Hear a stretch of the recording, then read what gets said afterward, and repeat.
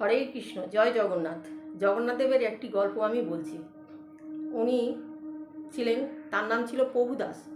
তার জগন্নাথ মন্দিরের সামনেই তার পান দোকান ছিল।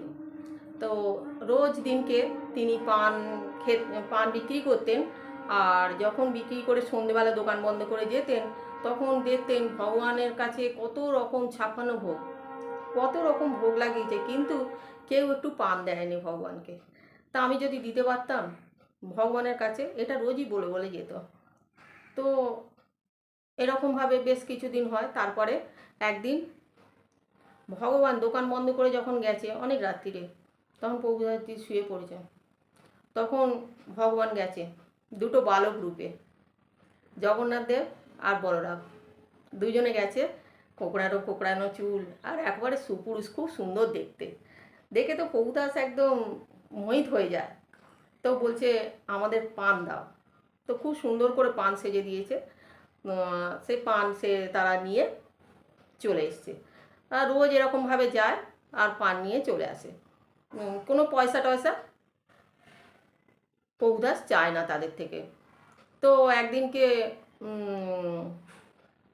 পুরী জগন্নাথের যে মেন পূজারী, যিনি দরজা খুলে সব কিছু করেন আর কি, সেই মেন পূজারী।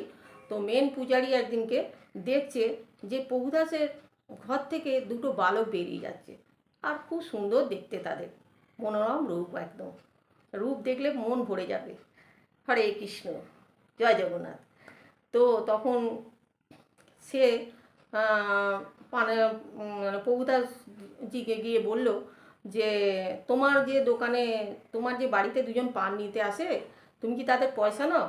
বলছে যে, আমি পয়সা কি নেবো, আমি তো তাদেরকে দেখেই মোহিত হয়ে যাই। হরি বল, হরে কৃষ্ণ। তাদেরকে দেখেই আমার মন ভরে যায়, আমি কি বলবো, পয়সা চাইতেই আমি ভুলে যাই।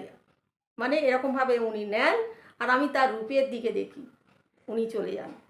তো বলছে, এরকম করলে তো তোমার চলবে না, তোমার পেট কি করে চলবে, তোমার তো ওটাই কারবার।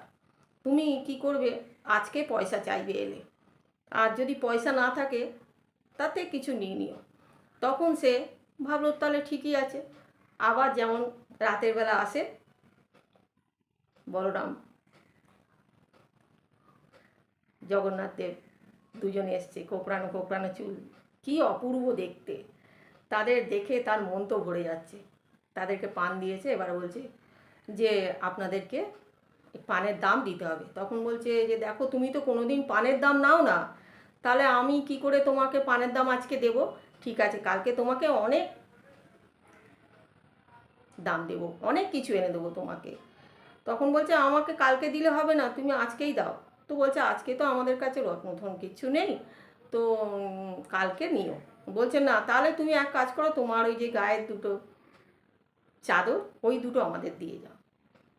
তখন কি করবে এরা, প্রভুদাসই ছাড়বে না, আর ভগবানের কাছে নেই, কোত্থেকে দেবে? হরি বল, হরি বল, হরি বল। সবই ভগবানের কিছু নেই। হরি বল। তখন ভগবান বলল, ঠিক আছে নাও, বলে দিয়ে দিল। দিয়ে ওরা চলে গেল। এইবারে পরের দিন সকালবেলা যে মেন পূজারী জগন্নাথ দেবের মন্দির খুলে দেখেন যে ওদের চাদর নেই দুজনেরই। কী ব্যাপার হলো, এদের দুজনের চাদর কোথায় গেল? জগন্নাথ দেব আর বলদেবের চাদর তো নেই, চাদর কোথায় গেল? তখন দেখছে যথারীতি গয়না গাঁটি সব কিছু, যেমন কাজ সব কিছু রয়েছে, কিন্তু ওই চাদর দুটো নেই। তখন এবারে সব চারিদিকে খবর হয়ে গেছে, পাড়া প্রতিবেশী, দেশ বিদেশ, রাজার অবধি খবর চলে গেছে, জগন্নাথ দেবের চাদর কোথায় গেল, চুরি হয়ে গেল। হরি বল, হরি বল। এইবারে খোঁজাখুঁজি হচ্ছে। তার মধ্যে এইবারে ভগবান কি করেছে, ভক্তের তো খারাপ হতে দেবে না, বদনাম হতেও দেবে না। তখন ভগবান ওই পূজারীকে স্বপ্ন দেয়। স্বপ্ন দিয়ে তখন বলছে যে, আমি ওখানে গিয়ে রোজ পান খেতাম, আর এরম এরম ব্যাপার হয়েছে, তাই জন্যে আমি চাদরটা ওখানে দিয়ে এসেছি প্রভুদাসের কাছে। এ শুনে তো একদম সে মেন পূজারী, হরি বল, তিনি উঠে সকালবেলা রাজামশাইয়ের কাছে গেলেন, রাজামশাইকে গিয়ে সব বৃত্তান্ত বললেন। বলার পরে রাজামশাই তো খুব আনন্দ, রাজামশাই এলেন প্রভুদাসের কাছে, এসে প্রভুদাসকে বললেন, তুমি নিজে দর্শন করেছো ভগবানের। প্রভুদাসকে অনেক কিছু ভালো কথা বললেন তিনি, যেহেতু প্রভুদাস তার দর্শন পেয়েছে। প্রভুদাসের তো দু চোখ বয়ে অশ্রু বয়ে যাচ্ছে, যে ভগবান কাছে এলো, আমি তাকে দেখতে পেলাম না। ভগবান কাছে এলো, আমি কিন্তু তাকে দেখতে পেলাম না। তার দু চোখ বয়ে অশ্রু যাচ্ছে। হরি বল, হরে কৃষ্ণ, হরে কৃষ্ণ, হরে কৃষ্ণ, হরে কৃষ্ণ, হরে কৃষ্ণ, জয় নিতাই, জয় গুরু, জয় জগন্নাথ দেব। জগন্নাথ দেবের এরকম অনেক গল্প আছে, আরও শোনাবো আপনাদের। হয়তো কোনো কিছু ভুলভাল থাকতে পারে, আমাকে ক্ষমা করে দেবেন। আমি তো অত শাস্ত্র পড়িনি, তবে আমি যেটুকু শুনি ওটাই বলি আর কি। আমার খুব ভালো লেগেছে গল্পটা, তাই আপনাদের একটু শোনালাম। হরি বল, হরি বল, হরি বল, হরে কৃষ্ণ।